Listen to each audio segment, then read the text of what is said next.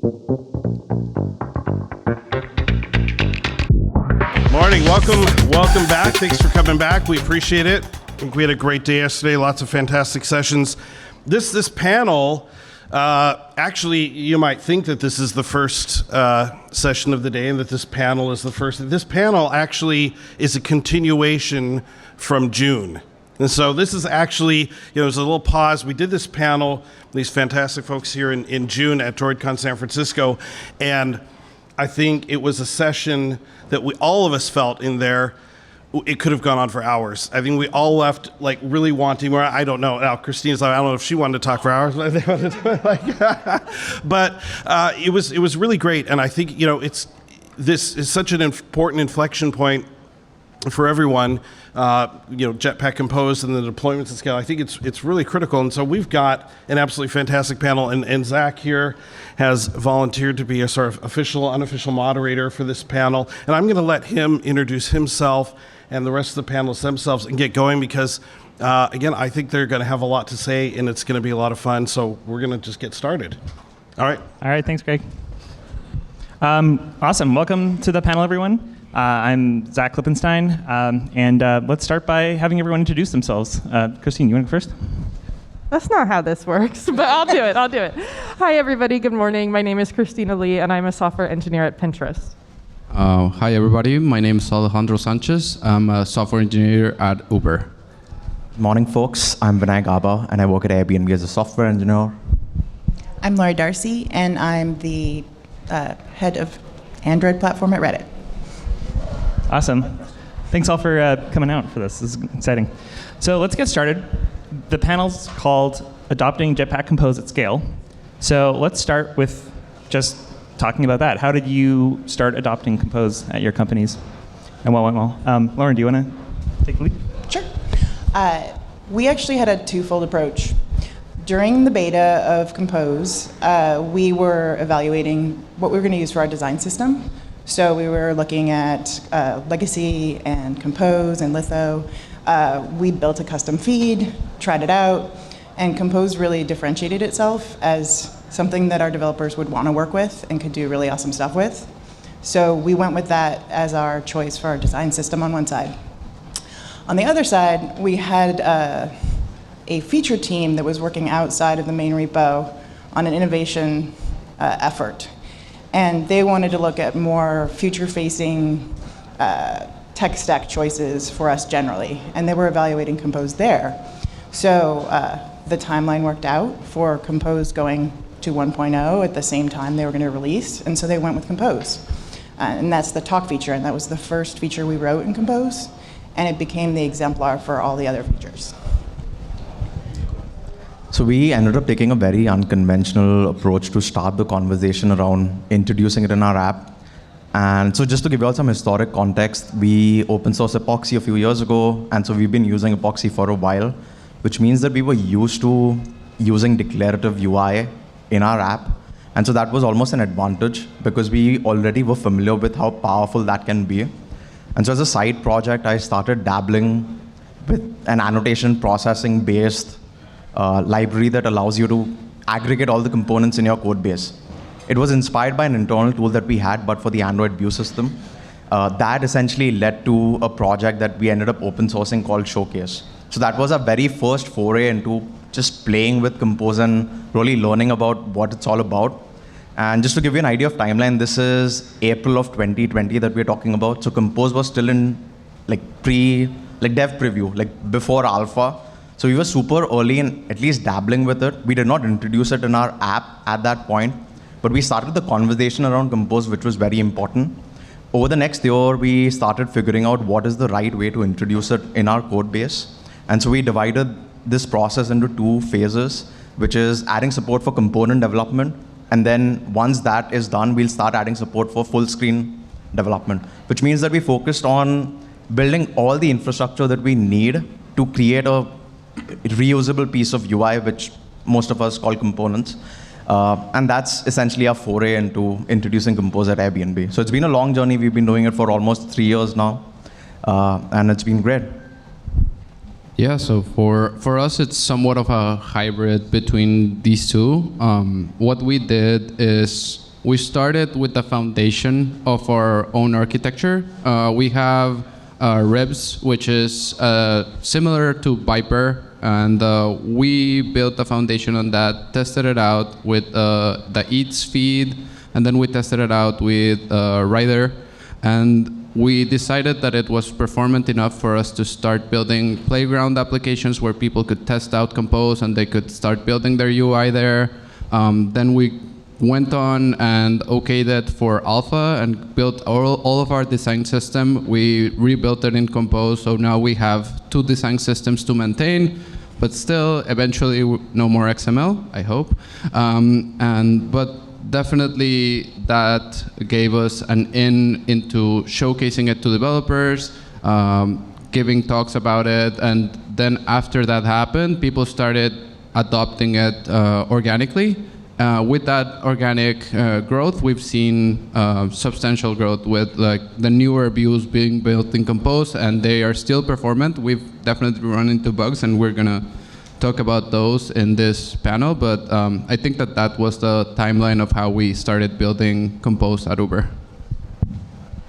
I am the weirdest person on this panel, which is actually par for the course, but we have not widely adopted Compose. And so you may ask, well, why are you on stage? And that's a lovely question.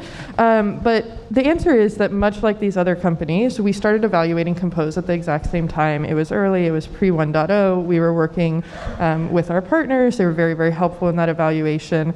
And we essentially hit some blockers that made us decide that we did not want to back a full-scale adoption at that point in time. What we did decide to do was allow people who wanted to use Compose, who are very enthusiastic about it, to do so. So we do have Compose in our code base from enthusiastic early adopters, but I work on a platform team, and we are not staffing a full-fledged Compose adoption effort on our platform team yet. Without commenting too much on future endeavors, it is on the schedule, but we are not fully behind that effort inside of our company for reasons that if you've watched any of my previous talks, you probably are already aware of. Awesome, thanks, great answers.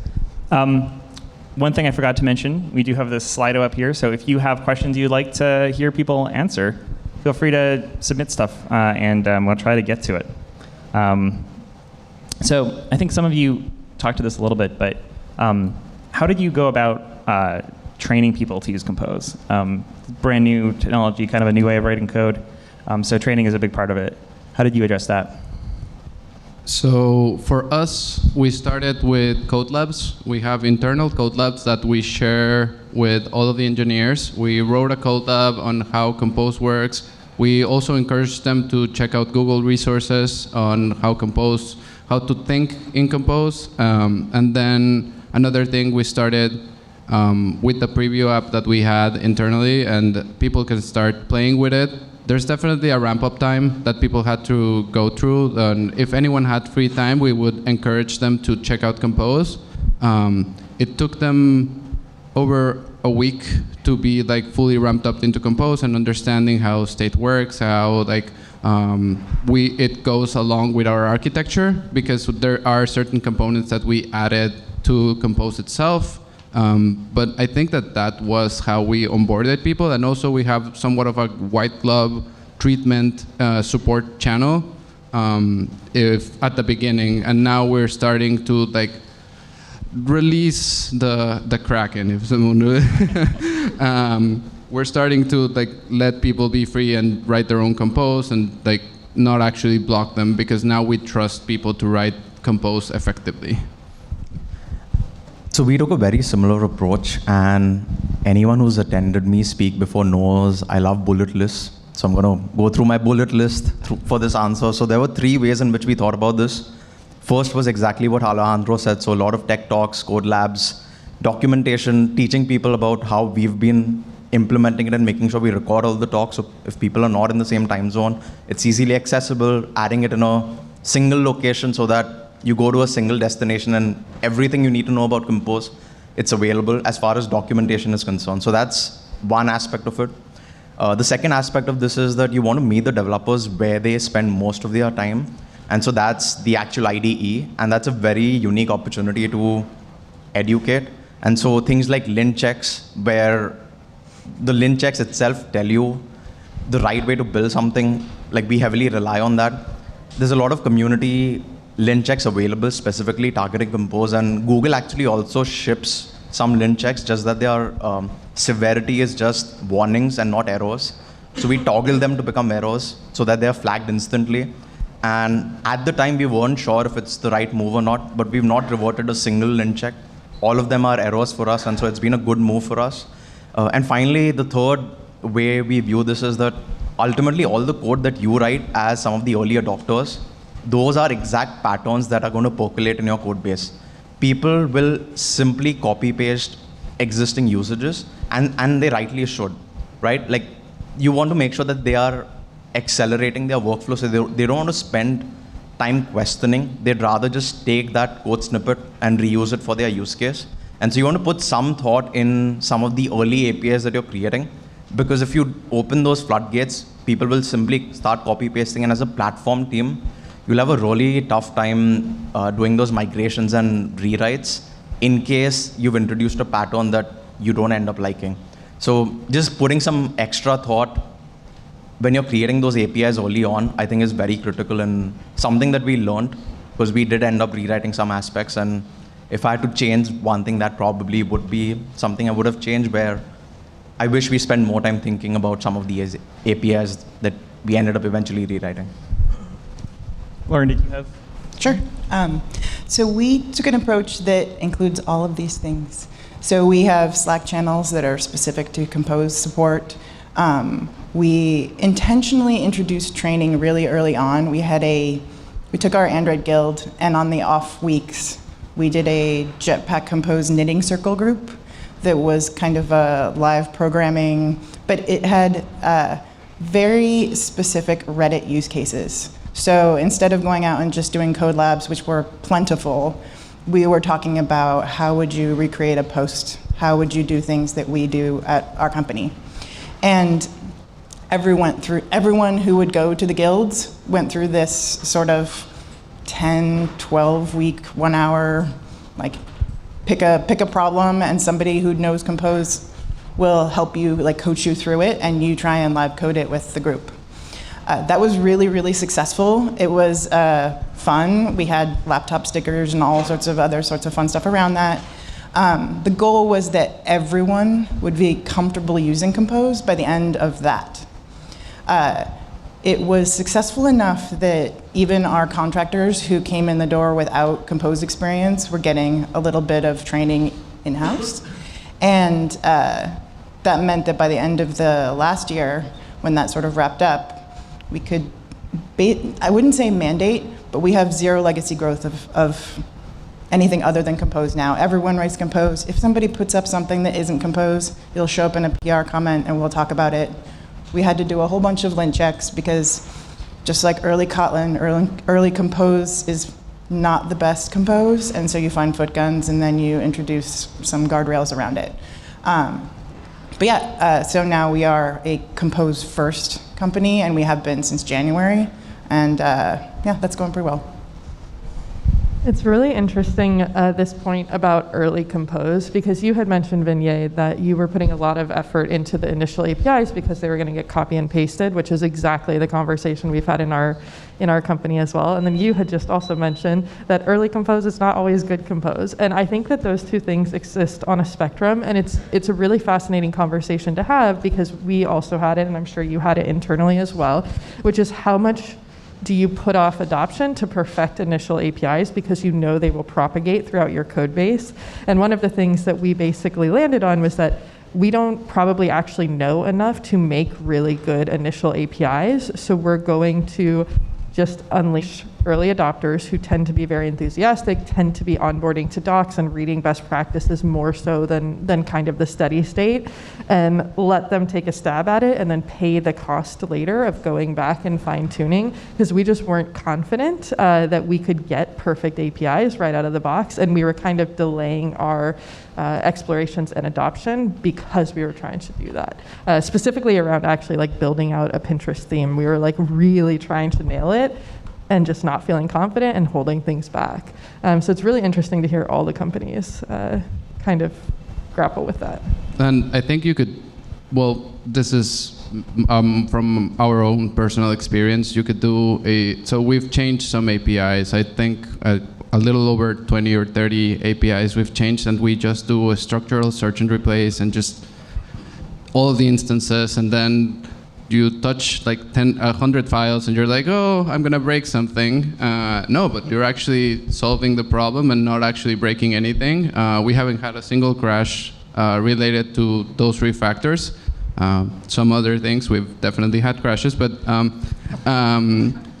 definitely like that's a really strong tool that that XML doesn't actually have, because in XML you would have to modify the attributes, the theme. You have to think about how like all of the files that you have are gonna be in multiple places, and you gotta search for all of them, and you gotta find them all, and you gotta, with Compose, it's a single source of truth that if you change it, it's gonna change for everybody, and it works really effectively. Kind of a follow-up to that, do you have any Compose books that you'd recommend? I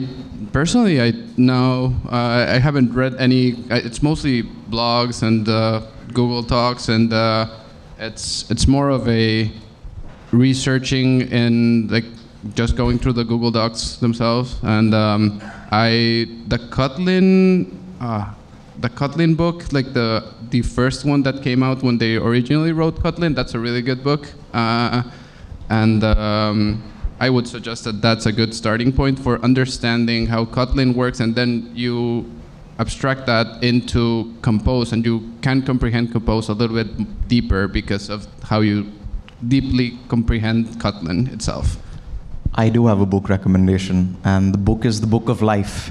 There's no replacing that. Just spend time playing with it. That's the only way to learn, really.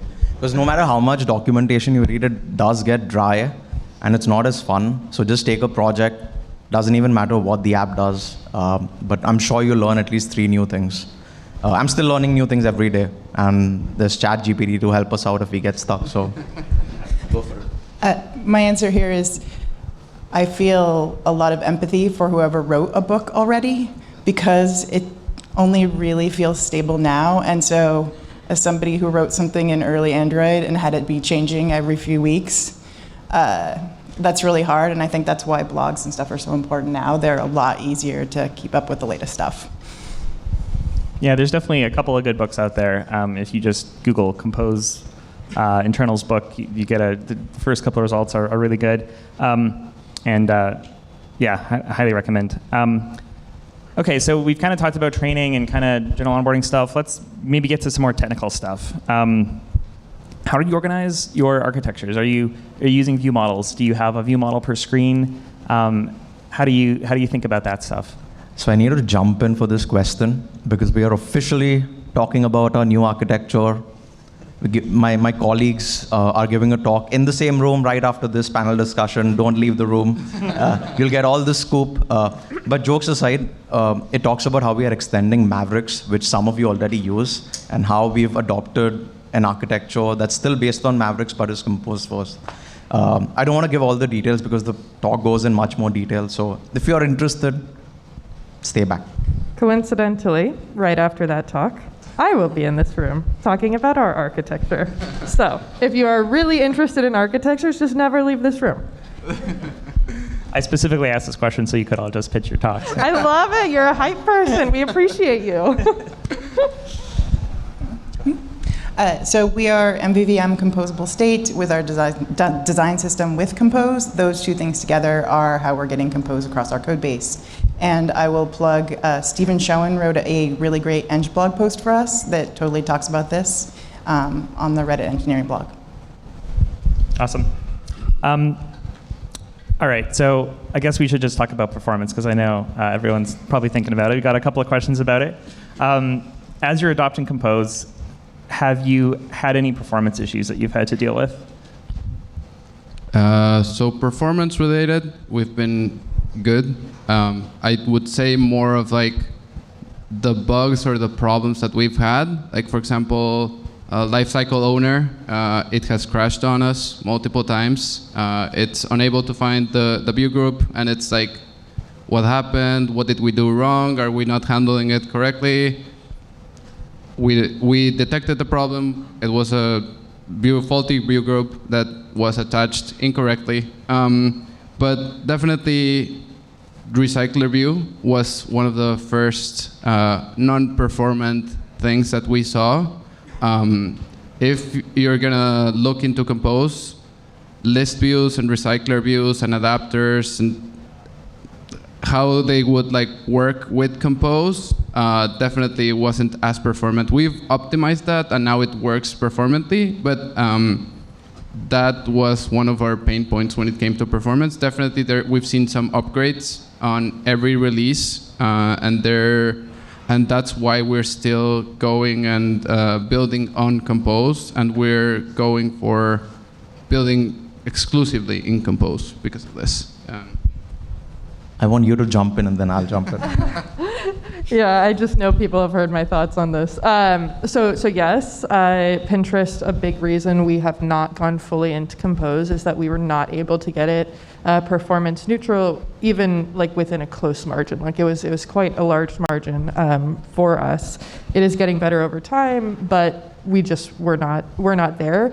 And the reason that's important is that our company is incredibly performance sensitive because the nature of what we do. And I really want to make this point. I've made it in a past talk as well, but performance does not matter equally to all companies.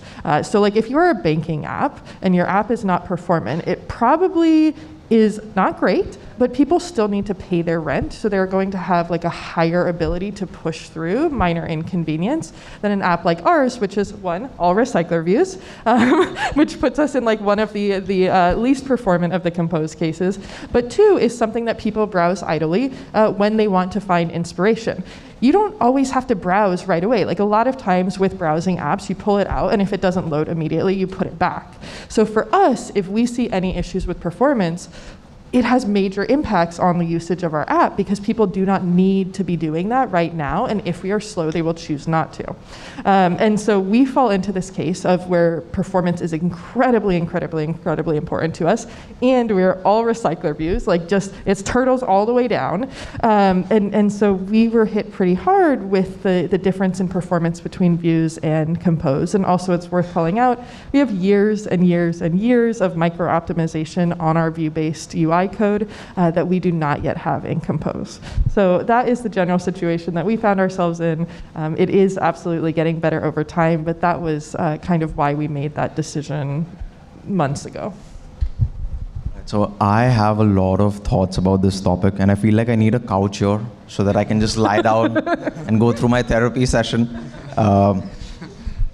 So as far as have you encountered issues when it comes to performance, we've certainly seen a lot of people flag that, hey, my screen is going through some performance issues and we don't quite know what is happening. Every single time we've decided to dive into identifying what the problem was, in most cases, it was code that we wrote that caused like dramatic performance issues, and eventually we took time to identify it, and eventually we fixed it, and things were back to normal, which is great. But ideally, we wouldn't have wasted that time in trying to figure out what exactly happened. So that's where enforcements help. If we could just flag some of those anti-patterns, it would have helped us. It's also part of the learning process. Like everyone is super new to this new framework. We are resetting like a 13-year timeline of skills that we've built up over time. And so it will take time until people figure out what the right way to write is. One criticism that I have for Compose is that there are a lot of ways to shoot yourself in the foot when it comes to performance. Even the tools that were eventually shipped, like recomposition debugging and stuff, that came on 1.5 years after the stable release. I wish that came out sooner because it would have prevented a lot of pain and tears that we've all gone through. And so I wish that was different. And also, there are so many factors that can impact performance. So if you're passing a list and not an immutable list, there might be some minor performances depending on how many times something is recomposing. So it depends on your use case, obviously, and recomposition isn't necessarily bad, but we've certainly seen use cases where it's happening 500 times. That will have performance impacts. Another factor that impacts it is R8. So some people weren't using R8. Even if they were using R8, they weren't using the full mode. All those factors impact performance. It's an implementation detail. Ideally, we shouldn't have to care about it, but we care about it as it currently stands. And so all these factors, I feel like too many things to take into account. And like even the way we run our experiments, right? Because the phases in both the systems are different, it's possible that your metrics are tracking different things in Android views versus Compose. And so if you see different numbers, it could just be a factor of how you're measuring things. That's a possibility. I'm not saying it's happening in every use case, but it's certainly a possibility. Additionally, you all both mentioned recycler views. So our apps, like all screens, are recycler views. The initial version of Compose wasn't as performant with recycler views. And then the Android team shipped a new view disposition strategy where they changed how pooling happens and recycle views got better. I wish that was part of the 1.0 release itself. I think it was part of 1.1 or 1.2, I don't remember. But again, I wish those things existed from the get-go. We learned as a community, we complained. Thankfully, some people were listening and they updated and fixed those things. And you're talking about using Compose in like recycler view Yes. Yeah. item views. Yeah. Yeah. And so just to close this out, I feel like we're still trying to truly understand performance, right? And it's a hard problem. But as far as what we are seeing currently, we are actually in some cases seeing performance improvements. I don't think anything is conclusive. And I have a horse in this game, right? I maintain our, like some of our Compose infrastructure. But even then, I'm like, you know what, let's wait till we have an opinion, right? And so taking that conservative stance is important, but everything I'm seeing seems positive currently. And one thing I forgot to mention, if you ran an experiment with Compose 1.1 and then run the same experiment with Compose 1.5, your results will be different. And so when you're doing that assessment on whether it's good for me or not, you probably want to keep doing that test over and over again because every release is ideally going to get better. Google also, from all the public things they've said, have a lot of infrastructure that's consistently tracking this. And so if you made that decision in Compose 1.1 and were like, you know what, for 3 years, let's not talk about Compose again because we've wasted time on it. If that's the situation you are in, I would ask you to reconsider, test it with every release because things are getting better. The TLDR for Reddit is that we have not found that the performance ceiling for Compose doesn't work for us. It was one of the early concerns we had when we were evaluating Compose, but a lot of our worst problems dissipated over time. And we kind of made some assumptions that first Compose stabilizes, then it becomes performant, because that's usually how things work. And we have been lucky to be able to give feedback and complain as well and be heard. So I think that we've definitely run into some issues with our experiments where performance was an issue, but we are probably not as evolved as you are in terms of the data we're looking at. One of the first projects I did at Reddit was our mobile performance, and we had a lot of room to improve there. So we're starting from a kind of practical perspective of, is the overall experience better? I agree with everyone who's spoken so far. One thing I would say is you can do a lot more fancy stuff fast in Compose, and so one of my concerns now is people are all really excited about what they can do that's really shiny, and those things are the ones where we're like, oh look, that sparkle there, not that way. So we see regressions in sort of these like little spikes, and that just kind of helps us figure out where we need to add more guardrails. So we've kind of like hand-waved about what performance actually means. Are there specific metrics that you're tracking, and like how do you determine what those are? Then I mentioned what Google's tracking, and I can kind of speak to that a little bit. We have like internal benchmarks for a lot of stuff, and we actually run those in as part of CI. I think I forgot to mention this when I introed myself, but I work at Google. And we track, like, we have graphs of those, and so if you submit a change and something slows down, that'll show up on a graph, and we can like track that back to like individual changes, and make sure that we don't make things worse over time. So what metrics do you track? How many hours do you have, Zach? For better or worse, I like truly believe we have one of the best performance teams in the industry. I absolutely adore them. They are very, very good at their job, but we also have incredible data insight as part of that. And it's a two-edged sword, because on the one hand, you know exactly how performance will affect all of your business metrics. So you can be like, oh, if we slow down this metric, it will impact our business and our revenue in this way. That's a very, very powerful thing to know. But on the flip side, it can also be paralyzing, because you, with that knowledge, you can be like, well, I don't want to ship this feature because it will cost us this much money, where you might not have otherwise known that. So you can kind of get like paralysis along making future-facing decisions, because you're optimizing right now for like this little amount of money, or like this little amount of some like user metric. And so the thing that we index on, just as a general category, is user perceived wait time. And this is actually a really interesting point, because we spent a lot of time going back and forth with Google about performance. They were so incredibly helpful. We love all of our friends at Google. But one of the things that made it really hard was that user perceived wait time is dependent on the application. So if you are working with people who are writing Compose, they're like, give us an industry standard metric and we'll optimize for that. We cannot really do that, because we don't care about like frames per second in a vacuum. We care about frames per second in that the user may leave the app if it slows down to some arbitrary amount of time. So we care about our users' experience, and yes, industry standard metrics can feed into that, but we're not tracking the industry standard ones just to track them, because like that is just not what we do. Like, our job is to make Pinterest better for pinners, and if like slow FPS does that, then great. And so we actually had a little bit of a miss or a difficulty when working with our Google counterparts, because what we track is so specific to our application and our users' perceived experience inside the application, that it was sometimes hard to like get a common performance language.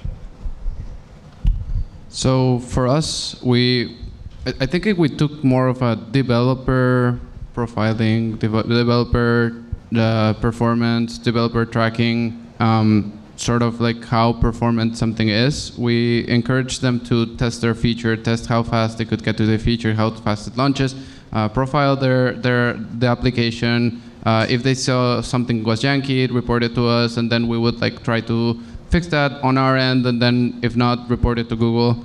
I think we track that mostly, and then we also have manual testers who, if they see anything janky or faulty in the application, they would like help us with this tracking of Compose. And we know specifically what features and flows to test. So before it actually gets to production, we would detect and find all of these performance issues, or like, yeah, jankiness. I want to be a bit hand-wavy here, because I'm not sure what aspects we've already spoken about. And so I don't want to get too much into the metrics, but I will say that we have something that we call the page performance score, which is we give a score to every page based on a few things we care about. And so we have a standard way of tracking performance across every screen in our app, and it's easily available to every developer. We automate most of it, so you don't have to do much additional instrumentation to get that number, and we have baselines and thresholds that we care about. So as long as we are meeting that criteria, we know that it's meeting our expectations of what performance should look like. This exists on all platforms, by the way, so this is not a Compose-specific thing. It's an Airbnb-specific thing, and that's essentially how we go about it. It uses all the things that my peers mentioned here, but I don't want to get in like super specific details, if that's okay. So, all right, let's see.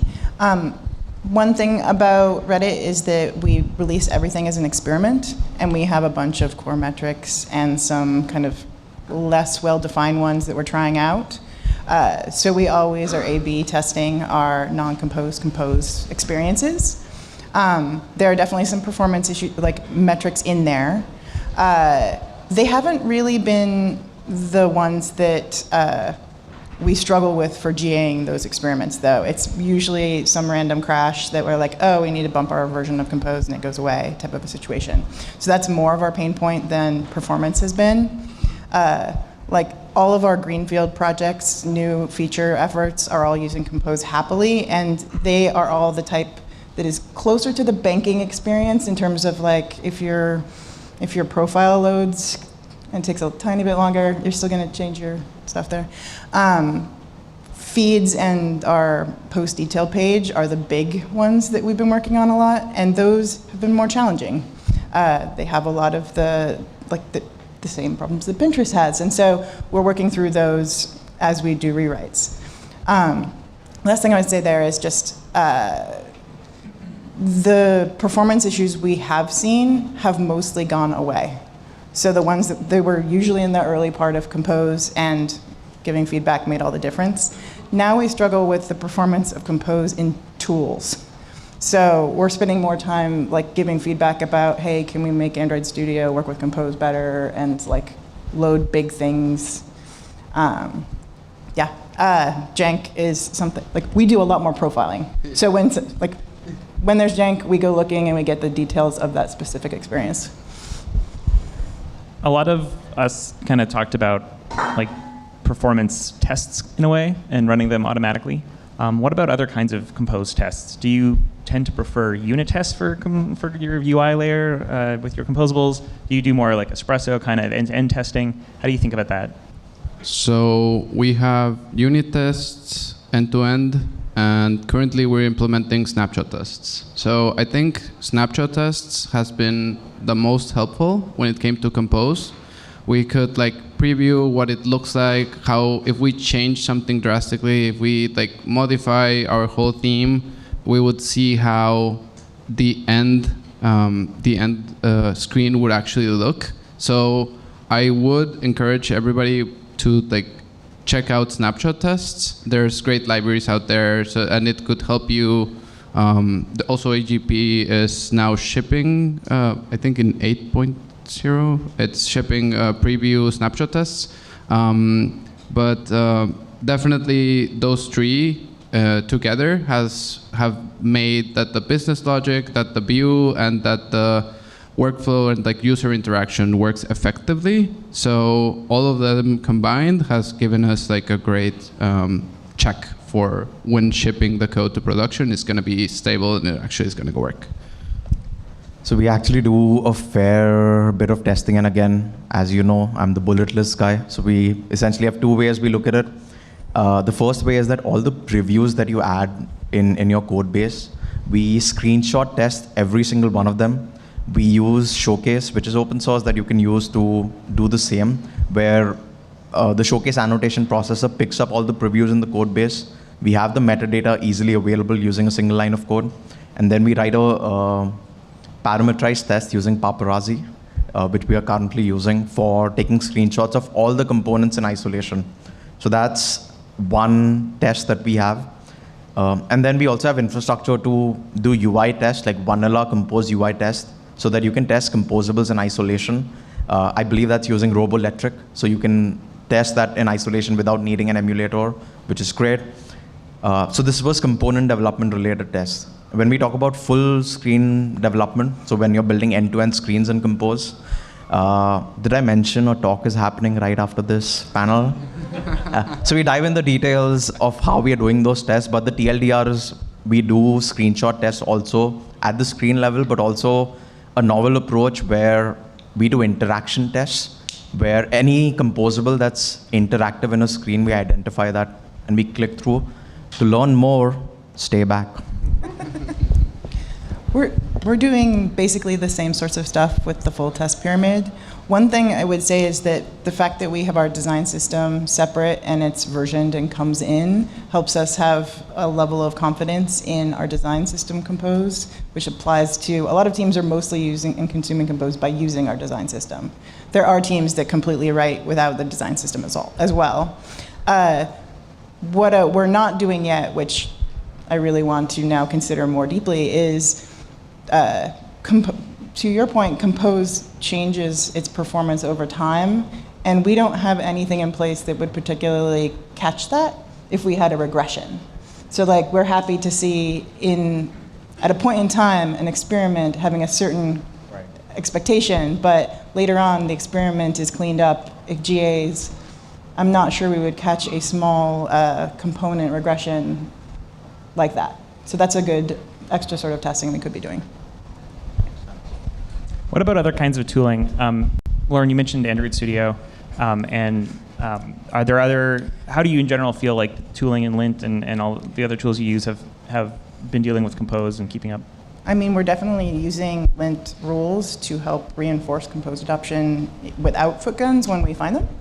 I think one of the challenges we had early on was we were also trying to introduce test coverage really aggressively at the time, and there was a lot of questions around, can I test this Compose thing? Is it testable?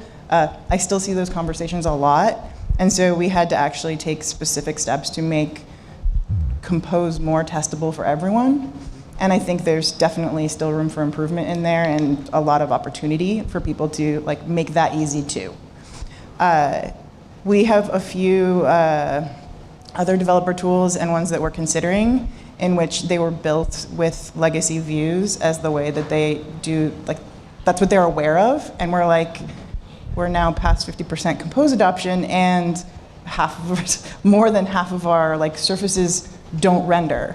So we have to go asking for Compose support in some tooling out there. I think that's just where we are in Compose, but the more it becomes popular, the more people will do that. So I'd say that Uber is kind of the outlier here. We don't use Android Studio, we use IntelliJ because we are Bazel and the Buck build system, so we don't use Gradle itself. We have a different build system that we're currently improving and we're constantly changing. When the tooling like R8 is available in Bazel, we will definitely pick it up, and we're actually investigating on how to add it to Bazel. We're in constant communication with Google about this. There's definitely things and tools that we haven't been able to fully use because of this. Like for example, layout preview, we've never had layout preview in IntelliJ because of our build system.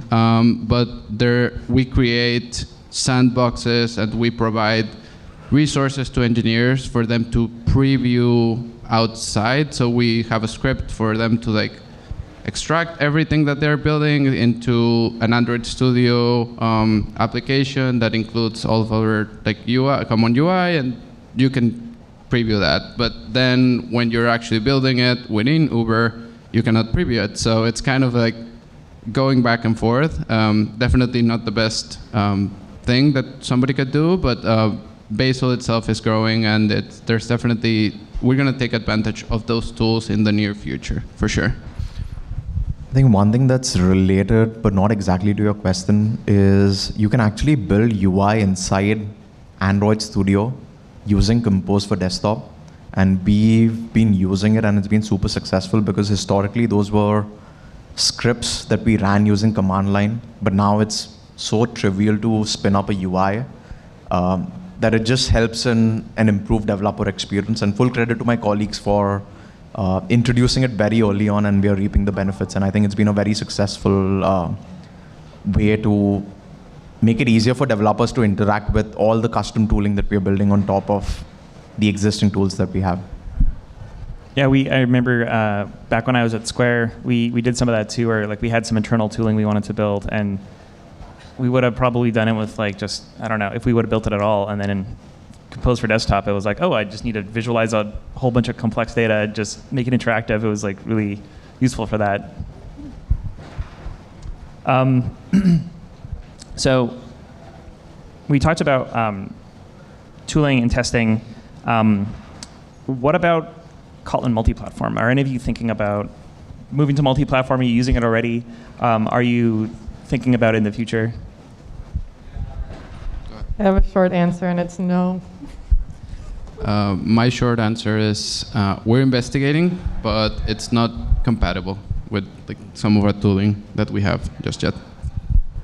So for the last 13 years, anytime you asked a Googler about future-facing stuff, they always told you no future-facing stuff. What makes you think I will answer that?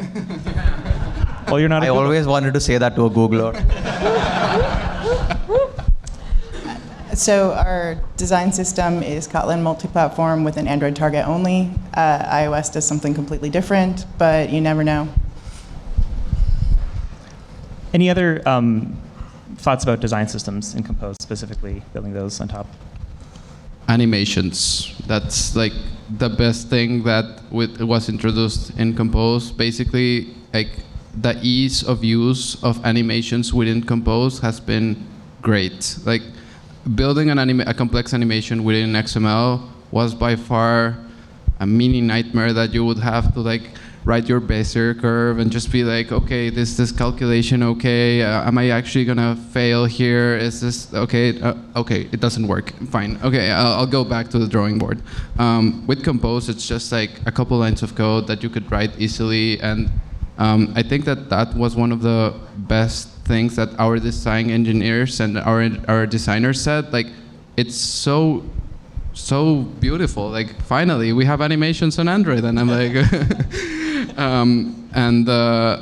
definitely that was one of the whys we migrated our design system to be Compose first, and why we're choosing to do most of the newer things in Compose only, and we're encouraging people to do Compose. We have our fully fledged like design system built in, which we're planning to open source eventually. We don't know when it's going to happen, but definitely there's plans for that. But yeah, that's like a short answer, and that animations rock in Compose. I want to hear from the rest of you, but I'm also like specifically curious, are your design systems, if you have a custom design system, are you building it from scratch, or are you using material as part of it?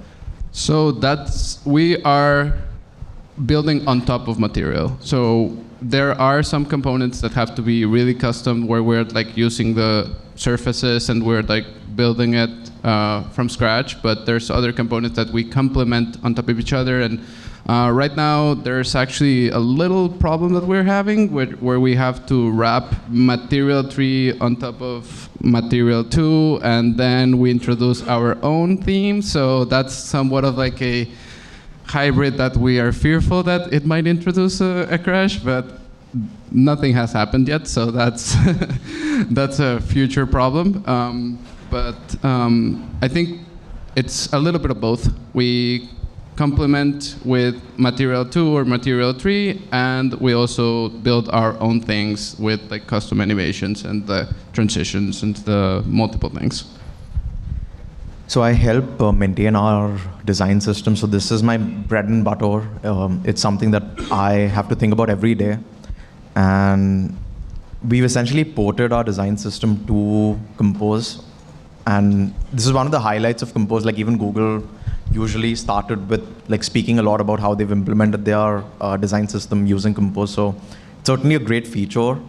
And there's a lot more flexibility. So as a design system team, you are always conflicted between how constrained should it be or how flexible it should be. And it's an axis that you need to find the sweet spot on.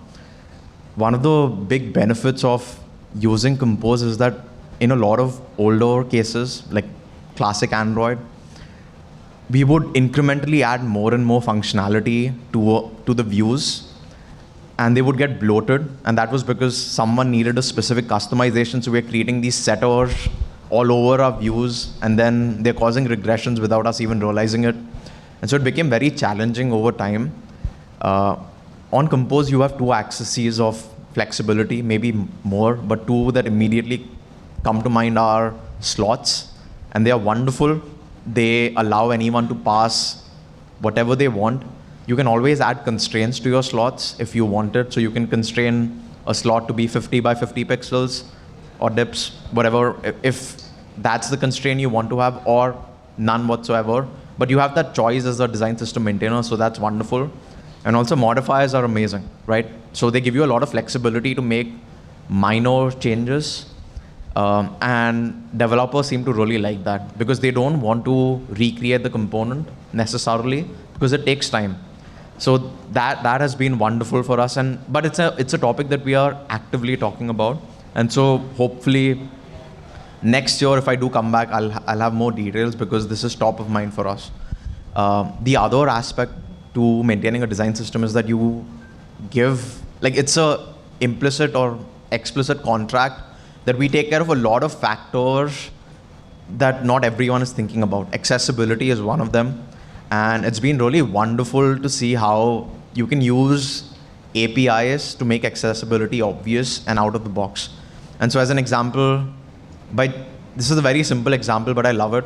The fact that every component that has a content description is a nullable field, but it's not null by default.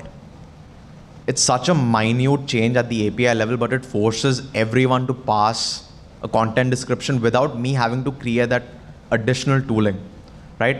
Historically, we would have created tooling, some lint checks, some of that, but I don't want to write code, right? I'm at that stage in my life where I don't want to write code, right? Because any code that you write will have bugs, right? And so you don't want to write code when it's not necessary. And this is a very simple change where it enables you to have this contract at the API level and make sure everyone is writing accessible code. One more thing that Compose does is that all clickable components by default get a touch size that meets accessibility requirements. It's a feature of the system and you have to go out of the way to prevent that from happening. In maybe 95% of the cases, that's the behavior you need. And so I'm glad that the framework just does it for us as opposed to me having to do it. Animations are obviously great, and people seem to like that. Shared element transition is that one blip. I wish that was already available, but like Google has created 4 prototypes so far. Hopefully, we'll land on a solution that works, and we'll have availability for that soon. I can't speak to future plans, sorry. Right. Touche. Yeah, I think these are the high-level thoughts that I have. Overall, it's been great building our design system using Compose. So I have given this answer in the past, but in case people haven't heard it, I think design systems as an entry point for Compose are great depending on what your goals are. So design systems really show off the benefits of Compose to their fullest. Like being able to have composable units in a design system is chef's kiss. However, if you have different goals, design systems can conversely be one of the hardest ways to introduce Compose into your system. For instance, I said that Pinterest was struggling with performance in Compose. If you put Compose into a design system, by definition of being in the design system, it will ship to all of your features all at once. So if you have a bug, if you have performance, if you're not confident about the API that you've chosen because you're early in Compose and you're still getting your bearings, you're now making a decision that can impact all of your code all at once. So it can be a very high stakes way to introduce a new technology depending on your goal. And so for us, we actually committed to putting Compose in our design system. That was the direction that we were like, yes, everybody's saying this, let's go in this direction. And then pretty much immediately we're like, ooh, this might not be the best fit for our particular company, and then reversed that decision and decided not to introduce via design system for the reasons that it is a pretty high stakes way to put Compose into your code base because of the scale at which it operates. So you mentioned introducing it into your design system. So we have 2 design systems that we have to maintain right now. Which is also a trade-off. Yeah, we've talked about that too. Yeah, XML and Compose. XML is still long-lasting. It's going to live at least for, our plan is somewhat in the near future. There's nothing solidified just yet, but I think we need to think of a strategy for us to migrate fully to Compose, which I don't think it's going to be possible, at least for Uber. I think that it's going to be somewhat of a hybrid where we introduce Android abstract, like the abstract view, and we extend the Compose components. The thing is, Vinay did mention this, slots are a thing. So how do you actually pass a custom view to a slot? Like basically it's how do you work around there? Is this going to break? How do you pass it properly? How do you handle state within that? And that has been something that we've been investigating on. How do we make our design system flexible enough, but at the same time enable it for XML so that people that are still there reap the benefits of this. So it's somewhat of like a double-edged sword where you can shoot yourself in the foot, unfortunately. But definitely there's a lot of thought process that has gone into this. We constantly are communicating with all of the engineers that work in Compose, and they have mentioned that they still want XML, which is unfortunate, but How dare they? but we do have 21,000 XML files, so I think removing all of those is going to be a little bit hard. And just to be clear, we also still have the XML variants of our design system. We've not deleted it. Over time, we're hoping that it eventually, people start redesigning their screens, and because we've drawn that line in the sand that all net new functionality uses Compose, over time we'll see that those screens get ported over. We'll also do some initiatives, hopefully next year, where we drive people to use Compose for legacy screens. But yeah, we are maintaining both the systems in case that wasn't clear. Yeah, and I think that's like such a good point that I did not touch on, which is that it's all a system of trade-offs, right? And so we did know that we could create two separate design systems and staff two separate design systems, like one in the view-based world, one in the compose-based world. But from a resourcing perspective, that weighed really heavily on us in terms of, is this the best way we can use our engineering person power? But yeah, it's absolutely a choice that you could maintain too, but that comes with a bunch of trade-offs as well. Due to who I'm sitting next to, I'm going to do a bullet list. Okay. Our UI platform team would basically say slots API, animations, type system are some of the biggest things that have helped them with compose and design systems. We did some math we did an Eng blog post about our recap experience last year that had a shiny card thing going on, like a Pokemon card. And that was encapsulated in a single modifier. So we're also just it's so brief. We got that feature done, that entire experience done in what we think is about 44% less code. So it's just less cognitive load is great. So you're doing more with less. And then we are looking more into how we're going to use that to really juice our accessibility efforts. Because that is an area that once we have a more standardized design system that's applying our branding and our being more opinionated, we can use that to achieve some of our other goals, and accessibility is one of them. So we're getting close to the end of the session, but you mentioned accessibility, and I'd love to talk more about that.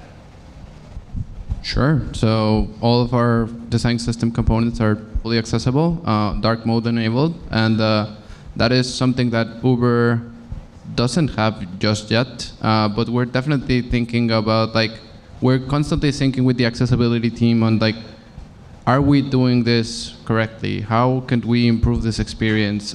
Test it with people that require accessibility features. Are they happy with the results that Uber is shipping, and that they come back to us with certain documents, certain things that we need to change within our accessibility functionality, which we're constantly changing and operating. And we are two people in the design systems team, so basically sometimes our backlog is a little big, but definitely we're getting there. We're slowly improving and slowly building for accessibility.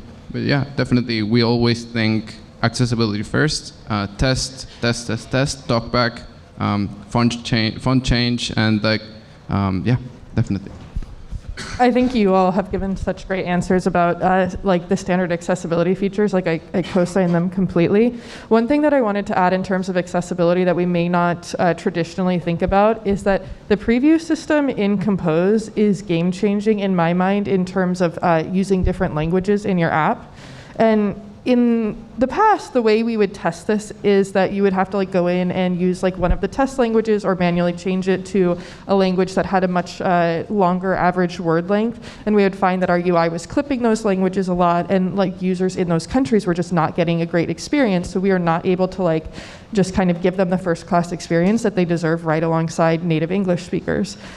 With Compose, I feel like that has gotten so much easier because we can just have our annotation for all the previews. We can do all of our different iterations. We can use languages that traditionally have a longer word length. And I think that the app that we're able to ship to people who are outside of like the traditional US market that many of our developers work in and optimize for is getting much, much better. And that's very important to me because many people in the world do not live in the US. And so the fact that we've always optimized for that experience has really been unfair to like the global community. And so I actually really love, as a non-traditional accessibility feature, the fact that Compose makes it so much easier for us to hold the bar for people outside of that small US market. Oh, so I think we're still early on in accessibility for mobile. Like, I'm just generally not happy with the state of it, and I don't think I ever have been. And we're beyond content descriptions and reinforcing them, and we're not terrible with screen readers anymore, but like, I really don't think that's the bar that we should be holding ourselves to if we're really, really going to say we're accessible. So this is another area of like lots of opportunity. I would love to see the like basic framework give us more for free. I think that's the only way you raise everybody up, because this is the type of experience that's extremely hard to test for, and we make a tremendous amount of assumptions on behalf of people who aren't testing and giving us feedback directly. So that's the part that really like bothers me most of the time. It seems like if you want to build a truly accessible experience, it has to actually support like a multi-dimensional accessibility experience, and we take these one at a time and kind of fix it for one specific use case. So I don't know how you even measure being a really good accessible app other than by asking the users directly. But I think Compose offers another level of opportunity to do this way better. But also, you can make these really great shiny things that I'm like, how are we going to explain what that just happened? Like, what is going on with that, like, how are we going to explain that? So I think it gives us also some challenges. Cool, thanks. We're really close, or actually a little bit over here, but maybe we can fit in 2 more questions. Cool. I think most of us are working on like Android apps, like phone apps. Do you have any widgets? Are you using Glance for anything? Do you have any watch apps with Wear OS using Compose with that at all? We aren't shipping any, but we definitely do some of that stuff for our Hack Weeks, and we dabble in it. I would say it's been fun, but we haven't really found the like sweet spot of something and we're like, we really want to give this to users. It's more just for fun. So we did ship one widget, but unfortunately, we couldn't get Compose in, and we fought it, but the engineer wanted it to build it now, so definitely that was something that we are planning to change in the near future, and maybe considering changing it to Compose. But definitely something that we've looked into and thought of, like how are we going to do it? Yeah, I think we actually might have shipped one in Compose. I would need to check whether that actually merged. I didn't see the merge itself, but I do think we actually are using Compose in that case. We aren't using it yet. Cool. Maybe one last question, although this I'm sure you'll have lots of thoughts about this. But navigation, are you using Jetpack Nav? Are you still using activities fragments for navigation? How are you doing that? Mine is a short answer, no, because we have our own custom architecture, ribs. So that has been super helpful with navigation. We haven't seen the problems that other people have faced with navigation, so we are building for that and we are optimizing for that. And I think that we are definitely looking into building Compose navigation, but not just yet. So we don't use Jetpack navigation because we are a very highly modularized app and we have specific things that we needed. And when it comes to Compose, we are doing navigation, I think, very differently. I've plugged the talk enough. I don't want to do it again, but it dives deeper into the exact details on how navigation is being handled for Compose first screens, and also how we handle it for the interop setting, because you can always come from a non-Compose screen. into a compose screen. Yeah, that's my TLDR. This is such a complex answer, so instead I'm going to throw my coworker under the bus. If you run into Kurt Nelson at this conference, you should ask him. I don't see him in the crowd, but if you run into him, he is working on navigation at Pinterest. It is super complicated, and he will have a whole story to tell you. So go find him. We are in the same sort of boat where we use conductor and we are not using the nav. Maybe one last question here, and then I'll let you all go and get some more coffee or whatever for the next one. Are you, Compose has a lot of experimental APIs, and these are really dangerous to use from libraries typically, but apps can use them, but you're at more risk for having to update stuff when you update your Compose versions. Are you all running first of all, I guess, are you all running the latest version of Compose? And how do you think about, and do you have policies around using experimental APIs? Do you use experimental annotations and stuff in your own Compose libraries? Yes, we basically created an annotation that's it's a long annotation. It's like, do not use in production, only test in, and you have to acknowledge that you opt in to that annotation in order for you to use that component. That is something that we only encourage engineers to test out whenever they want to really test something out. But when we are not in the RC, we are always in stable.